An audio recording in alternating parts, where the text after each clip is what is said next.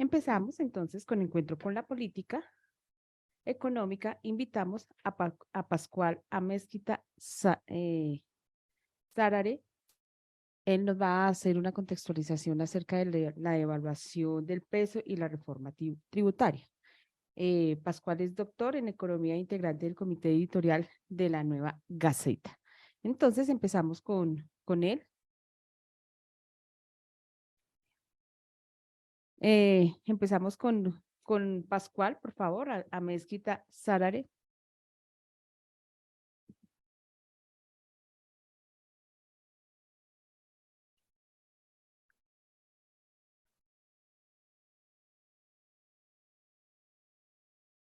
Bueno, él nos va a hacer la introducción entonces, o nos va a contar acerca de la devaluación del peso y nos va a hablar de la reforma Un tributaria. saludo muy cordial a ti, Marta Liliana, y a los demás miembros del programa. Y en relación con la pregunta sobre las causas de la devaluación del peso respecto al dólar, tenemos que decir lo siguiente.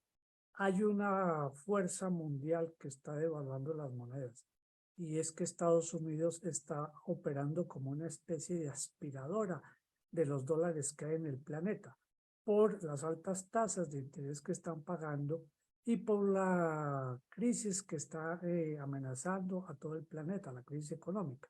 Entonces los dólares se van para Estados Unidos y eso ocasiona escasez de monedas de ese dólar en las diferentes economías, unas más afectadas que otras. Por ejemplo, la libra esterlina ha caído también sustancialmente, el peso argentino y por supuesto el peso colombiano.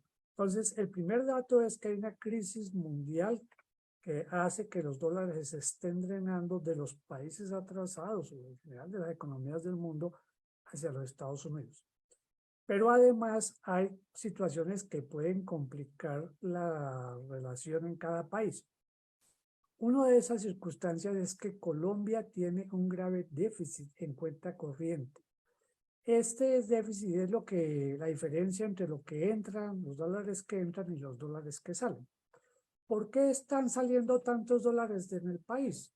Una razón es que importamos mucho más de lo que exportamos y en consecuencia cada periodo de tiempo, cada mes, cada año, cada trimestre, hay que conseguir recursos para poder hacer los pagos derivados de las importaciones.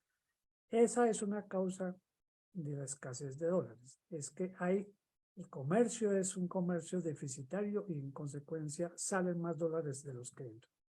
Pero hay otra causa igualmente importante y es que hay un desequilibrio entre lo que entran por inversión y lo que sacan por ganancia los inversionistas. Se ha anunciado que a través de la reforma tributaria seguramente se desincentivará la inversión y etcétera, etcétera. Pero aquí lo que hay que tener en cuenta es que en épocas, por ejemplo, mirando la historia de todo el siglo XXI, a Colombia le han entrado sistemáticamente una cantidad de dólares que pueden ir entre 10 mil millones de dólares al año o 15 mil, 18 mil millones. Pero la salida siempre es mayor a la entrada. Es decir, cada año los inversionistas meten plata, pero cada año sacan más plata de la que han invertido a lo largo de los periodos.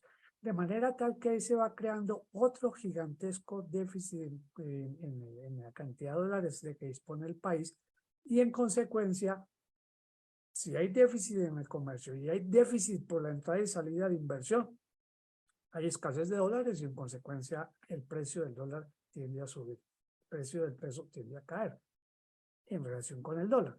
De otra parte está el punto de la falta de recursos del país para enfrentar los problemas concretos de la pandemia y todo esto, que llevó a que se incrementara el endeudamiento externo y ese endeudamiento, sumado al que ya venía de tiempo atrás, hace que Colombia tenga que conseguir dólares para pagar la deuda externa. Es decir, hay un desequilibrio en las cuentas nacionales con un profundo déficit que ocasiona a su turno un alza en el precio del dólar.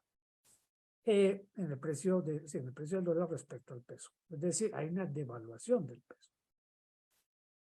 Además de todo esto, hay que agregar otro componente y es el pánico económico que ha querido disparar los empresarios, los inversionistas, las agencias calificadoras contra el gobierno del presidente Gustavo Petro. Ese pánico económico se traduce en que la gente afuera y adentro trata de resguardarse invirtiendo en dólares.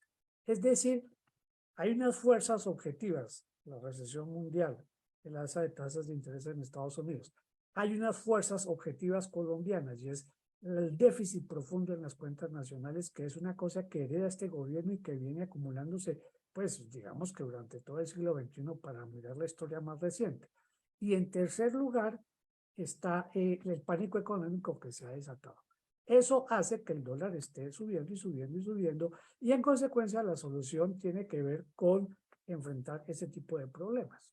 Es decir, que Colombia exporte más, que los inversionistas paguen a la salida del país, paguen impuestos por sacar el capital, es decir, que no haya esa volatilidad en la entrada y salida de capitales.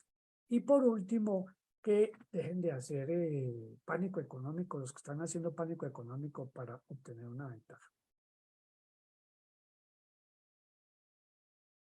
En relación con la pregunta sobre qué tiene que ver la reforma tributaria con esto, al contrario de lo que señalan los periódicos oficiales y la ANDI, los empresarios del país y los banqueros, la reforma tiende a solucionar el problema, porque aumenta el recaudo que tiene el Estado colombiano y en consecuencia tendrá más recursos para enfrentar el desbalance en cuenta corriente. Desde un principio se ha dicho que Colombia tiene que resolver ese lío. Y resulta que cuando Petro lo resuelve de la manera única que se puede resolver y es aumentando los impuestos, ahora sí se escandalizan. Entonces, ¿cuál es la solución? Se le plantea, se le puede hacer la pregunta a todos los que están diciendo que la reforma tributaria va a aumentar la devaluación. ¿Pero por qué? Si justamente uno de los problemas de la devaluación es que se supone que el Estado colombiano no tiene capacidad para pagar toda la deuda, es decir, que faltan recursos. Y la reforma tributaria lo que hace es aumentar el recaudo de impuestos y de esa manera darle más recursos al país. Y por supuesto, para pagar la deuda, pero además para incentivar las actividades económicas, para incentivar la producción, que es la forma como se pueden aumentar los ingresos públicos a continuación. De manera tal que la reforma no es la causante, la reforma es una forma de resolver el problema de altísima devaluación sumada pues a los problemas que he mencionado. Muchas gracias por la invitación.